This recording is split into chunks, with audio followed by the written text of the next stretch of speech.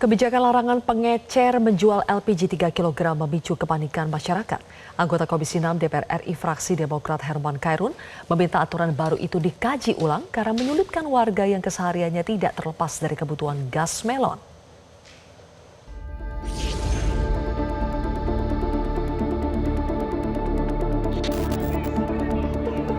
Awal Februari 2025, publik dihebohkan dengan kelangkaan LPG 3 kg yang berimbas pada antrean warga berburu gas melon untuk kebutuhan sehari-hari. Warga kesulitan membeli LPG 3 kg karena imbas kebijakan pemerintah yang melarang mengecer menjual LPG 3 kg dan memaksa warga membeli langsung melalui pangkalan resmi Pertamina. Anggota Komisi 6 DPR Herman Khairun menilai distribusi LPG 3 kg harus melalui pangkalan justru menyulitkan masyarakat. Alasan pemerintah menyediakan gas melon di pengecer karena harga dipatok tak sesuai memang perlu ditertibkan. Namun, bukan justru melarang penjual LPG di warung-warung kelontong.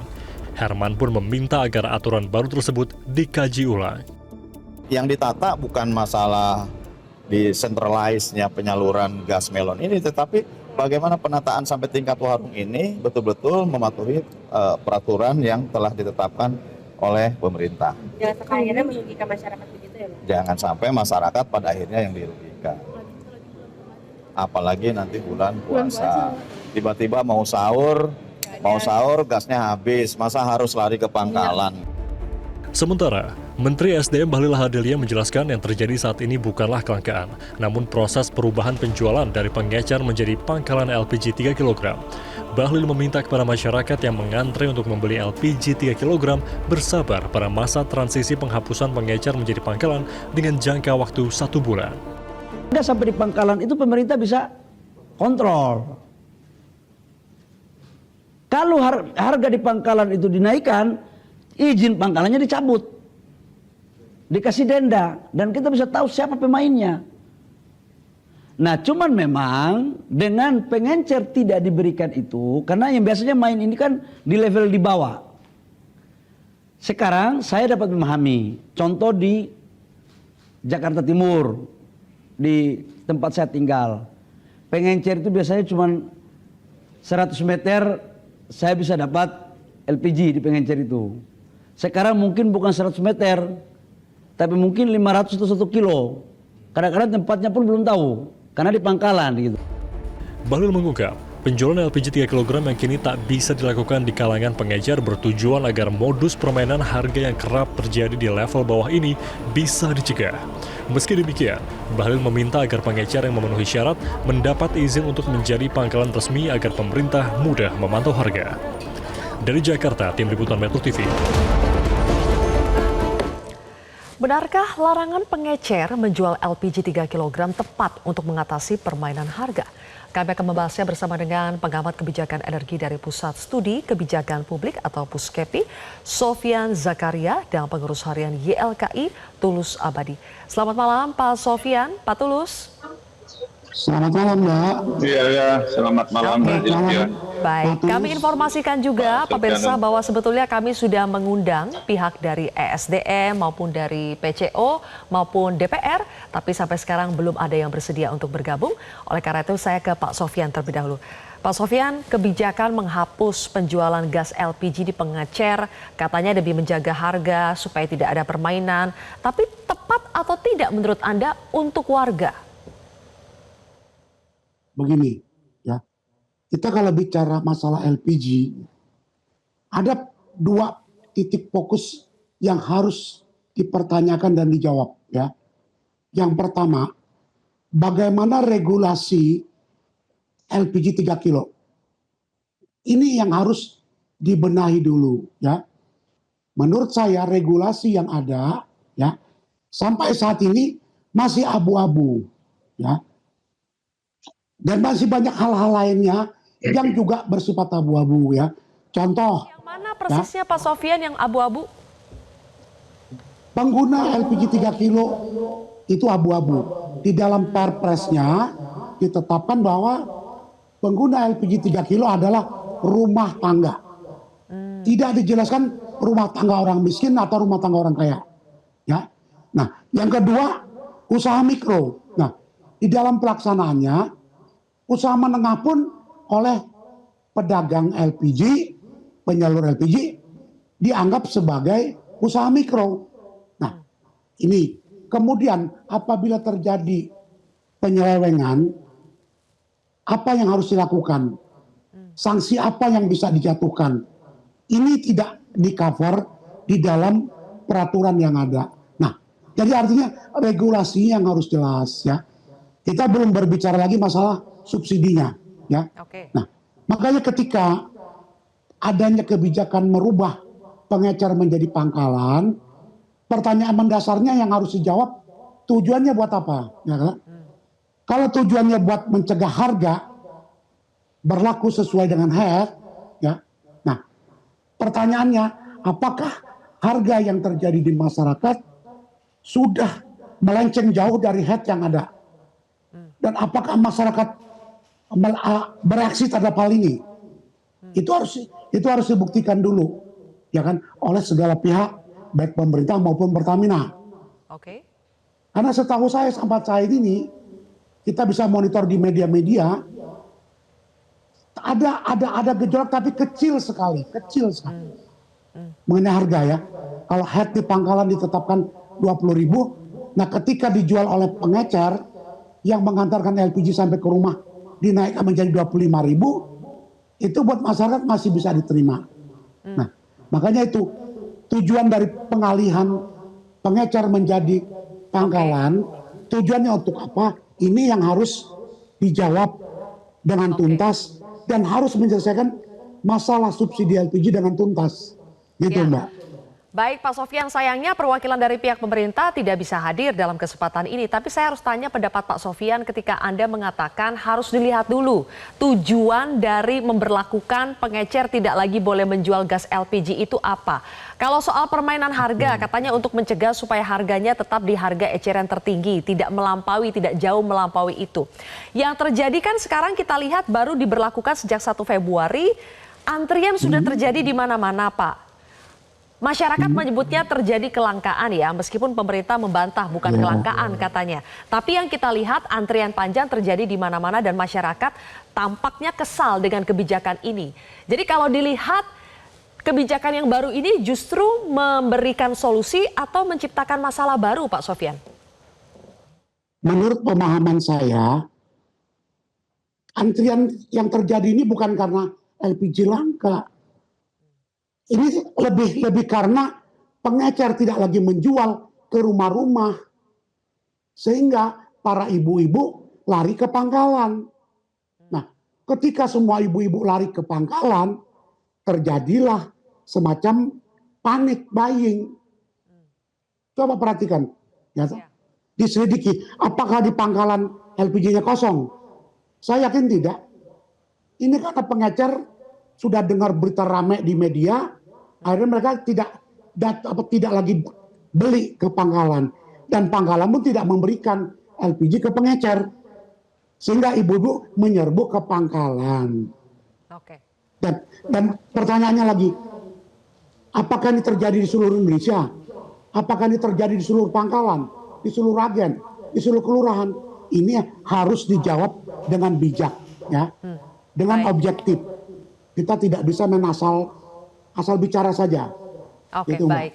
Saya beralih dulu ke Pak Tulus. Pak Tulus, ketika maksud dari pemerintah, setidaknya yang kita dengar dari Menteri ESDM ya, tujuan untuk memberlakukan tidak ada lagi penjualan gas LPG 3 kg di pengecer itu untuk menjaga harga supaya tidak ada permainan harga, makanya semuanya dipusatkan di pangkalan.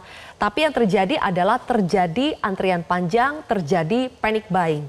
Jadi sebetulnya maksud dari pemerintah ini dengan cara atau langkah yang ditempuh cocok tidak atau justru malah menimbulkan kerugian buat masyarakat?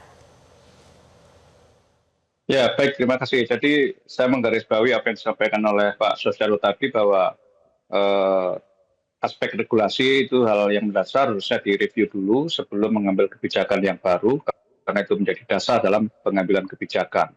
Kedua, ya seperti tadi antrian-antrian itu lebih karena ada shock culture ya, yang biasa membeli di warung-warung terdekat sekarang harus di pangkalan, ya pasti akan terjadi kepanikan di dalam upaya membeli, apalagi isunya ada pembatasan yang hanya boleh membeli 1 tabung saja gitu.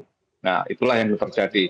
Nah, sebenarnya spirit pemerintah untuk melakukan pembatasan itu terkait dengan subsidi yang tepat sasaran itu yang memang fenomena di lapangan kita melihat dan data menunjukkan ada terjadi penyimpangan sekitar 20-30% dari kelompok penerima rumah tangga. Ya, tetapi tadi bahwa tujuan dari gas LPG 3 kg itu kan memang sejak awal untuk masyarakat menengah bawah, tapi kemudian seiring waktu berjalan karena distribusinya bersifat terbuka, siapapun boleh membeli, akhirnya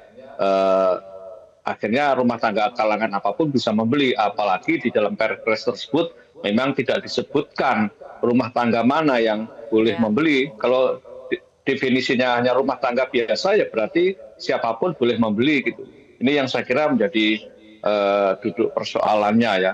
Dan ini kan transformasi itu pasti menimbulkan sesuatu yang luar biasa. Tinggal bagaimana pemerintah dan Pertamina memitigasinya. Memitigasi agar tidak menimbulkan satu distorsi di lapangan, di pasar, dan kemudian menyulitkan masyarakat. Ya, kalau memang misalnya pangkalan harus membeli ke pangkalan, nah sekarang ada nggak parameter khusus atau parameter tertentu berapa sebenarnya jarak terjauh masyarakat harus membeli dari rumahnya ke pangkalan? Kalau sampai berkilo-kilo, berpuluh-puluh kilo itu ya artinya ada sesuatu yang salah di dalam sistem distribusinya, ya. Tetapi kalau mungkin jaraknya maksimal sekilo atau 1,5 kilo, masyarakat juga harus mulai akomodatif untuk membeli dengan dengan di pangkalan, dan juga masyarakat mampu agar tidak membeli yang 3 kg tapi yang non subsidi gitu. Nah, oleh karena itu saya kira juga di sisi lain Menteri Bahlil mengatakan akan membuka adanya pangkalan-pangkalan baru, tetapi apakah pengecer-pengecer ini mau dan mampu memenuhi syarat terhadap pangkalan baru yang ditetapkan? Karena dari survei yang dilakukan Pertamina itu hanya sekitar 16% lebih sedikit pengecer yang bersedia pindah menjadi pangkalan. Nah, rendahnya migrasi ke pangkalan dari pengecer karena memang syaratnya berat. Ya, oleh karena itu mungkin apakah perlu pengkajian dari sisi persyaratan teknis bahwa pangkalan mungkin ada relaksasi dari aturan-aturan yang ada, tentu relaksasi yang sifatnya tidak menggerus aspek keselamatan, karena LPG ini kan bagaimanapun barang yang harus hati-hati di dalam penyimpanan, ya, distribusi dan lain sebagainya. Itulah saya kira yang harus dicermati oleh pemerintah dan Pertamina bahwa upaya untuk pembatasan subsidi itu kita endorse, tetapi apakah instrumen ini nanti akan bisa menekan subsidi atau tidak, itu yang harus dikaji kembali gitu. Jangan sampai tujuannya menekan subsidi, tapi instrumen yang digunakan tidak tepat, apalagi regulasinya belum diubah, ya, perpresnya belum diubah agar siapa sebenarnya yang berhak menerima dan mengkonsumsi gas LPG 3 kg itu. Oke. Baik, kita tahu duduk masalahnya itu seperti apa. Ada banyak sekali subsidi yang tidak tepat sasaran, kemudian permainan harga dan sebagainya. Tapi dengan cara mengambil solusi, menginjak rem bahwa semua penjualan gas LPG 3 kg dialihkan ke pangkalan, sudah tepat atau belum? Dari segi jumlahnya misalnya, apakah jumlah pangkalannya sudah cukup banyak, sudah menyebar rata untuk mudah dijangkau oleh masyarakat? Dan apakah syarat pengecer untuk beralih mendaftarkan diri menjadi pangkalan resmi atau subunit penyalur itu mudah atau tidak? Nanti kita akan bahas pemirsa, usai jeda, tetaplah di Prime Time News. Barang nggak ada langka, saya jamin. Saya jamin nggak ada langka, cuman persoalannya dari 100 meter, sekarang mungkin jauh lebih dari itu ngambilnya. Tapi mungkin biaya transportasinya sedikit yang harus ditambah nih untuk bisa kita cari formulasi lah. Supaya tujuannya apa? Ini diberikan kepada saudara-saudara kita yang berhak. UMKM tetap dapat LPG dengan harga yang mungkin jauh lebih murah. Nggak boleh, karena banyak pemain-pemain di oknum-oknum pemain itu memainkan harga. Aku nggak mau lagi. Justru saya udah kasih tahu sama Pertamina, kalau saya temukan kayak begini, saya cabut. Bahkan ada komplain juga, ada biayanya itu Pak Dirjen. Saya minta jangan lagi ada biaya-biaya yang tidak masuk akal. Kita mau fair, jangan menyusahkan rakyat. Saya kembali lanjutkan perbincangan bersama dengan Pak Sofyan dan juga Pak Tulus. Pak Sofyan, tadi Menteri SDM membantah telah terjadi kelangkaan, tapi yang ada adalah penjualan LPG 3 kg sekarang dipusatkan di pangkalan resmi. Tapi Pak Sofyan, apakah jumlah pangkalan resmi sudah banyak, sudah menyebar secara rata, mudah dijangkau oleh masyarakat? Gini, sampai saat ini ya, pengecer itu punya peran besar. Punya peran besar. Sehingga ketika pengecer tidak lagi mendapat pasokan, dan mereka katakan stop operasi, akhirnya ibu-ibu lari menyerbu ke pangkalan. Ini dampak yang pertama. Nah, jumlah pengecer sesuai dengan surat Dirjen Migas yang baru dibuat tanggal 3 Februari, kalau nggak salah ya, itu jumlah pengecer ada sekitar 360.000, dan yang sudah menyatakan berminat untuk menjadi pangkalan hanya 0,5%. Hanya 0,5%. Nah, saya memahami ini. Kenapa pengecer tidak ketarik menjadi pangkalan? Ya, kalau mereka menjadi pangkalan, mereka hanya akan dapat margin secara resmi. Katakanlah Rp2.000 per tabung. Tapi kalau mereka menjadi pengecer, mereka bisa menjual jasa ke pembeli di rumah-rumah, bisa dapat 5.000 atau 7.000 per tabung.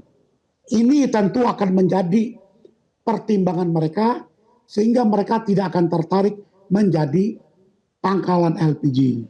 Nah, tapi sebetulnya yang perlu kita kupas ya, apakah perubahan pengecer menjadi pangkalan merupakan hal yang paling utama dalam mengatasi masalah LPG, masalah subsidi? Tidak sebetulnya.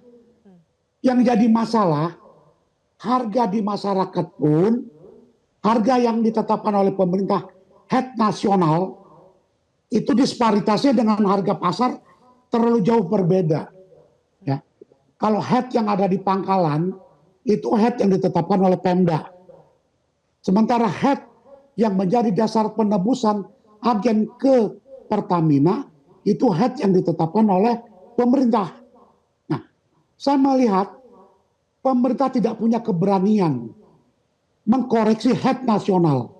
Nah, sehingga head Pemda yang naik menjadi 18 atau 20.000 tidak bisa mengurangi beban subsidi. Anggaran subsidi tidak pernah turun, walaupun head pangkalan sudah naik jauh dari head nasional. Nah, ini yang harusnya dipecahkan oleh pemerintah. Oke. Saya juga tidak. Harusnya bagaimana Pak Sofyan? Harusnya headnya sama saja antara Pemda dengan nasional atau bagaimana? Harusnya tidak ada head pusat, tidak ada head nasional.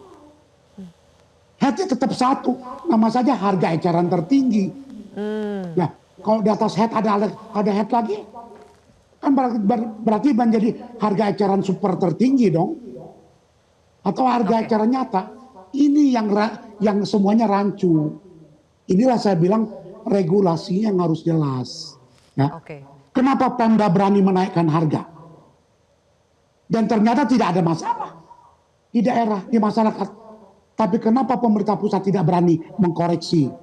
Nah, bagaimana caranya pemerintah pusat bisa mengkoreksi tanpa menimbulkan gejolak? Nah, pemerintah harus duduk bersama saya. Saya kasih tahu caranya.